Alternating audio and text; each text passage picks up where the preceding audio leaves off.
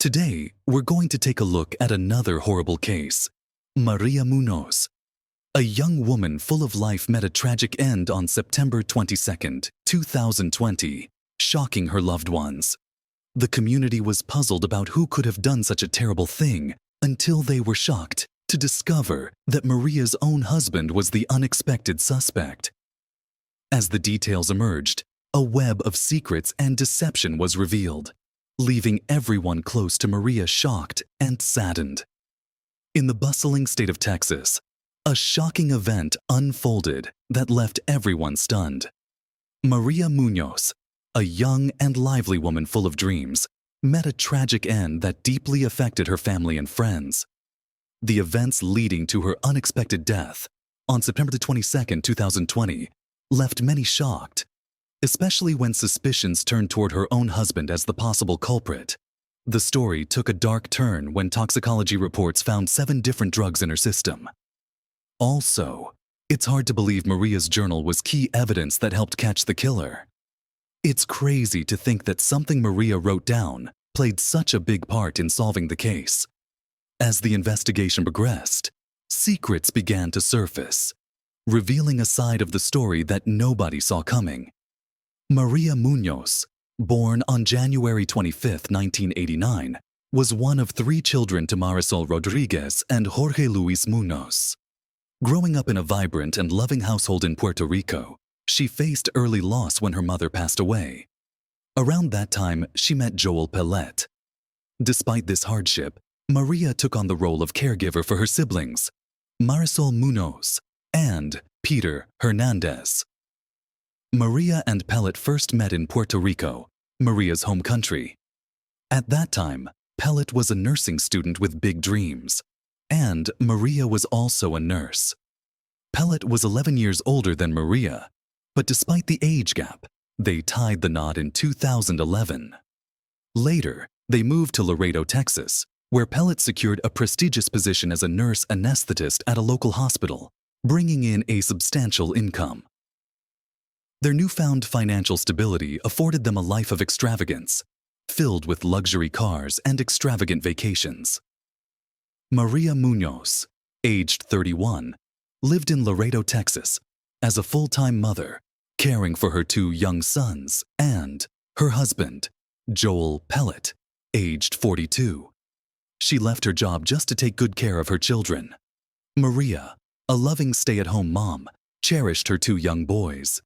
Every day, she would take them to the park to play and read to them before bedtime, showing her dedication as a mother.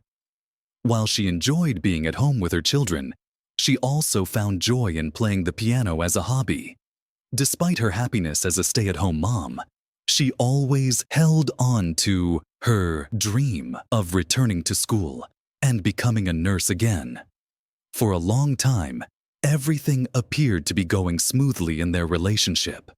Pellet would often share pictures of his wife and children, proudly talking about how wonderful they were to his friends and colleagues. However, behind the scenes, a different story was unfolding. In 2018, shortly after Maria welcomed their second son, those close to Pellet began to observe a shift in his behavior. He underwent a noticeable transformation, losing weight and gaining muscle. He also became increasingly sociable with other women, displaying flirtatious behavior that did not align with the conduct expected of a married man. He began removing photos that featured his wife and children, instead opting to post pictures of himself alone. This change in his online activity gave the impression that he was living a single life without the responsibilities and commitments of a married man with a family. That same year, colleagues observed Pellet becoming increasingly friendly with a surgical nurse named Janet Arando. Over time, it became clear that they had started a secret relationship, carrying on an affair behind Maria's back. In early 2020, Maria's worst fears came true.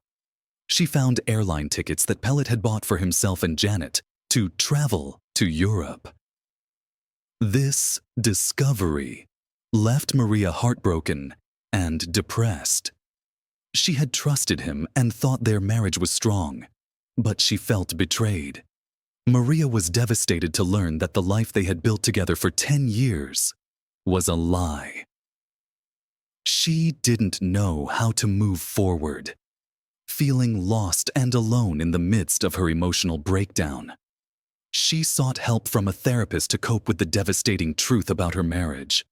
The therapist prescribed medication to support Maria through her mental health struggles. Around this time, Maria turned to writing journals as a way to process her thoughts and emotions. Soon, things were getting worse between Pellet and Maria. On September 19, 2020, Maria went to Janet's house and saw Pellet's car parked in the driveway. She confronted them at the house, and when he came out, Maria made him choose between her and Janet. In response, he said he would choose Janet. During the argument, Janet called the police, but Maria and Pellet had left by the time they arrived. The police called Maria while she was driving with Pellet, and they heard him yelling at her in the background.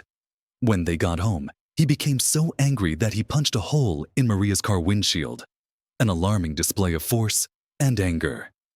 The following morning, on Sunday, September 20th, Maria sent Pellet a text message expressing her intention to hire a lawyer to help sort out their situation. However, he replied, suggesting they handle things without involving lawyers, as he believed it would be too costly. Just a few hours after their text exchange, it seemed he had a change of heart. He sent Maria an email expressing his deep sadness and inner turmoil. In the email, he conveyed his desire to sit down with Maria for an honest and non-argumentative conversation. This is what he said. "I am so sad. I am hurting inside. I want to sit down with you to talk without arguing, a heart-to-heart." Maria replied to his email, and they both agreed to meet at approximately 5 p.m. the next night, on Monday, September 21st. Before going to meet him, she was so nervous that she messaged her friend Yasmin Martinez. This is what she said. "I just ask if you can pray for me." But sadly, her prayers were not answered, and the meeting ended in a horrifying way. On September 22, 2020, Pellet dialed 911 in a panic, mentioning that his wife might have taken some prescription pills and was not breathing. Officer De La Cruz was the first to arrive at Pellet's house at around 1:40 a.m., with his body cam recording every detail. The officer found Pellet at the top of the stairs near the main bedroom. He was still wearing his green hospital scrubs and was performing CPR on his wife. Their 2 sons were sleeping in nearby rooms. As soon as the paramedics arrived, they took over CPR on Maria. While first responders worked diligently to save Maria's life, another officer approached Pellet to inquire about the pills she had reportedly taken. Without hesitation, Pellet went to a nearby bathroom, searched through the medicine cabinet, and retrieved a bottle. He handed it to the officers, who later discovered it contained a prescription for clonazepam, a benzodiazepine medication used to manage acute anxiety, panic attacks, and sometimes epilepsy. Benzodiazepines like clonazepam work by slowing down the nervous system to induce a calming effect. Upon examining the bottle, the officer noticed that the pills were actually prescribed to Pellet, not Maria. Another detail that caught the officer's attention was that the pill bottle had been returned to the medicine cabinet. Typically, in cases of overdose, the pill bottle is found near the person. Later, Pellet was captured on body cam picking up the pill container from the floor and placing it in his pocket. Officer De La Cruz questioned why he would retrieve the pills. Could he be concealing something? Another reason to suspect Pellet emerged when De La Cruz found a needle catheter on the stairs in the couple's home. This seemed odd to him. Pellet and Maria had 2 young children, so finding a needle on the stairs raised questions about why it was there. But this was not all. Investigators uncovered more than just a needle. They also discovered syringes and IV equipment neatly packed in a medical bag. While this might seem ordinary given Pellet's profession as an anesthesia nurse, the presence of these medical tools outside a clinical setting raised intriguing questions for investigators. Despite these unusual circumstances, Pellet informed officers that Maria had been struggling with deep depression recently. He explained that her mental health had been deteriorating, leading her to take the pills in an attempt to cope with her overwhelming emotions. Despite first responders' best efforts, Maria couldn't be revived. Tragically, by 3:58 a.m. that day, she was pronounced dead. After Maria was declared dead, officers took Pellet downstairs to the kitchen for additional questioning. He explained to the officers that on that day, he and Maria had met for a conversation. After their discussion, they became intimate, and then he took a shower. Upon exiting the shower, he found Maria asleep. He went downstairs for a while, though he did not clarify why. When he returned upstairs and approached Maria, he discovered she was unresponsive and not breathing. While talking, the officer noticed Pellet's strange behavior. He was sweating excessively and was unable to answer simple questions about the incident. The officer also observed that Pellet's level of sweating was noticeably higher than anyone else present, including the first responders who had been working to save Maria's life for over 2 hours. This heightened officers' suspicions of him. For further questioning, Sergeant Lise Mata took Pellet to the police station. There, Pellet was left alone in the interrogation room for a while before an officer entered. Every action was recorded on video. When officers reviewed the footage, they were shocked to see Pellet suddenly lose control. He started screaming, crying, hitting the walls, and throwing furniture around the room. He was being so loud and out of control that people in the hallway and other rooms nearby got scared, hearing all the voices coming from his room. So, at 4 a.m., an officer, Sergeant Louis Matt, entered the room to talk to Pellet. During this conversation, he opened up once again about the events leading up to Maria's death. Shockingly, he also confessed to the officer that he had been involved with another woman named Janet.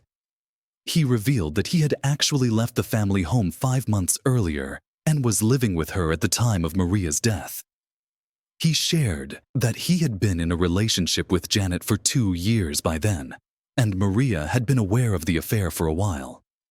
According to him, on the night of Maria's passing, he visited the family home to have a conversation with her about their marriage. After their discussion, they got intimate. He said he thought Maria was asleep in her room, but only 10 minutes later, when he returned to check on her, he tragically found her unresponsive. He later confessed to the officer that he gave Maria the medication prescribed to him, clonazepam, to help ease her anxiety and depression. However, he couldn't provide details to the officer about how much she had taken or how many pills were left in the bottle before she accessed them. Unfortunately, he was unable to provide any additional information to help clarify the situation. After all the questioning, he was released. The next step was to conduct Maria's autopsy. The autopsy took place just 8 hours after her death, which was relatively soon after she passed away. This timing meant that whatever caused her death should still be detectable in her stomach contents. As the investigation into Maria's death intensified, the autopsy results delivered a shocking revelation. Contrary to initial suspicions, no traces of pills were discovered in her stomach. However, the medical examiner's report uncovered a shocking clue: a small red mark on the inside of her elbow. What was more shocking was that it was a pinprick mark.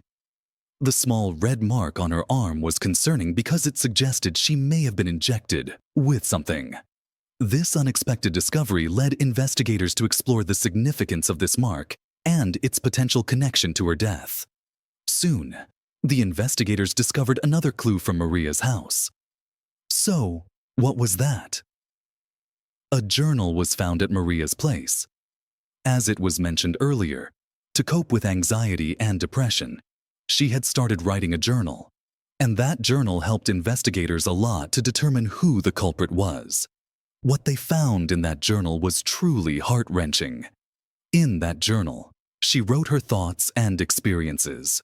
Through her writings, the investigators discovered that Maria loved her husband and wanted to preserve their family. even though she recognized his wish to be with someone else. She wrote, "I want it to stop. My past haunts me, and I don't want to be sad anymore." In her journal entries, Maria detailed her heartbreak when Pellet left their Laredo home, leaving her to care for their 2 young sons.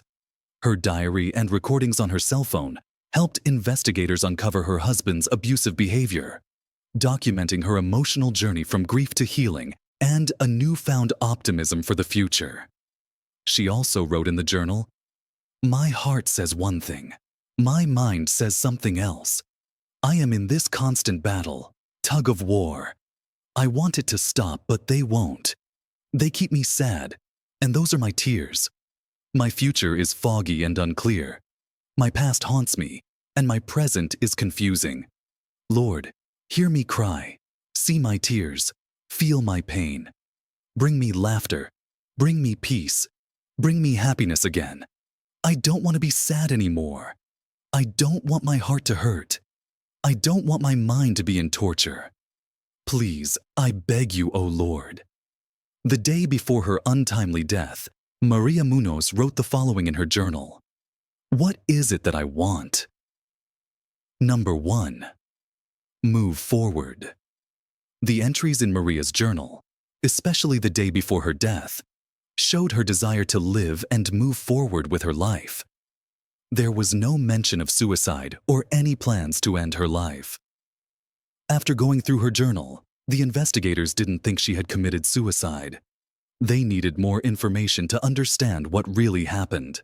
This is what happened next. Pellet's previous employer, Dr. John Hunsinger, who was an anesthesiologist, became aware of the autopsy findings. He contacted the lead detective, DEA Cruz, who was working on the case, and expressed his concerns. Dr. Hunsinger recommended that the investigators conduct a comprehensive toxicology screening. So, they did that in January 2021. Investigators Sergeant Luis Matt and DEA Cruz received the long-awaited toxicology test results. Contrary to Pet's claim of clonazepam, Maria did not have that drug in her system. However, the toxicology report revealed a shocking truth: the presence of 7 other drugs: morphine, Demerol, Versed, propofol, ketamine, lidocaine, and Narcan. These medications are commonly used in surgical procedures. Propofol and ketamine are used as sedatives and for pain management, often administered intravenously during surgical procedures.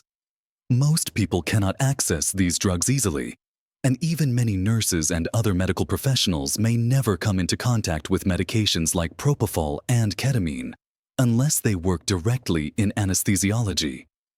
The presence of propofol in Maria's body was the most shocking finding for the investigators. They noted that Pet is a nurse anesthetist, so he would have access to propofol based on his profession. When Dr. Hunsinger, who worked with Pet and had experience using propofol, saw the amount found in Maria's system, he said it was the highest quantity he had ever encountered. Based on this, the doctors strongly believed that propofol was the specific cause of Maria's death, as Pet would know the appropriate dosage to sedate someone or cause an overdose. Additionally, a small mark on Maria's arm indicated that she may have been injected with a substance. Investigators believed that, with the toxicology report, Pet's suspicious behavior, and Maria's journal, they had enough evidence to arrest Pet for the murder of his wife. Authorities soon obtained an arrest warrant against Pet.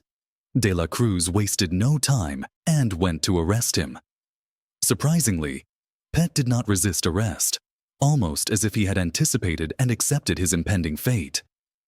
Soon, he was taken to the police station, marking the beginning of a new chapter in the investigation. Law enforcement officials prepared to question him again about the events surrounding Maria's tragic death. He had to face the consequences of his heinous act. The trial started on March 21st, 2023. As the legal proceedings unfolded, both the prosecution and defense presented their cases. A prosecution team composed entirely of women, known as Maria's team, utilized Maria Muñoz's journal entries to construct a compelling case against Pet. This was done to illustrate to the jury the type of wife and mother Maria was. The prosecutors described Maria as an excellent mother who was caring and intelligent. They expressed feeling her vibrant spirit through the pages of her journal. During the trial, the prosecutors also suspected that Pet first drugged Maria by putting some substances in her drink to make her sleepy. Once she was unconscious, he injected propofol into her arm. Prosecutors also believed that Pet waited a long time before calling 911, so that the first responders would not be able to revive her when they arrived. The prosecutors stated that the journals helped them comprehend the challenges Maria faced, which in turn fueled their determination to seek justice in her case. During the final arguments, Pet's lawyer, Roberto Bali, informed the jurors that his client wanted to work things out with his wife, Maria Muñoz, before her passing. Bali reminded the jury about the medical examiner's report, which said Maria's cause of death was still unclear. He told them there was not enough proof to show Pet was responsible for her death. Bali pointed out that Pet had given Maria a drug called Narcan on the night she died, which is used to reverse overdoses. He even said both Pet and Maria struggled with drug addiction. Bali also argued that Maria Muñoz willingly consumed the drugs without coercion, as there were no signs of force on her body. However, after investigating Maria's social circles, friends, and family, it became clear that she was not a drug addict. Pet was the only person who could have provided her with that substantial quantity of propofol. Authorities were also able to convince Pet's girlfriend, surgical nurse Janet Arredondo, to testify against him. She revealed that he had admitted to her that he gave Maria something to calm her down and confirmed that he had brought drugs, including propofol, home from work. The jury took less than 1 hour to reach the verdict. At last, after a 9-day trial on March 30th, 2023, the jury found Pet guilty of the murder of his wife, Maria. On April 27th, 2023, Pet received a life sentence for the murder conviction, plus an additional 10 years and a $10,000 fine for tampering with evidence. So, where is Pet now? Joel Pet is currently serving a life sentence at a Texas Department of Criminal Justice facility, facing the consequences of his heinous actions. His imprisonment stands as a symbol of accountability and a solemn tribute to Maria's life, ensuring that her memory is honored through the pursuit of truth and the upholding of justice. The motive behind the killing remains unclear. However, according to the prosecution, Joel Pet's motive for killing his wife, Maria Muñoz, was rooted in his desire to end his marriage and be with his girlfriend, Janet Arredondo. Ultimately, justice had to be served, and the verdict ensured that Pet was held accountable for his actions. The jury's decision brings some measure of closure to this tragic case, affirming that such heinous acts will not go unpunished. The conviction underscores the importance of upholding justice and sends a clear message that those who commit such crimes will face the full extent of the law.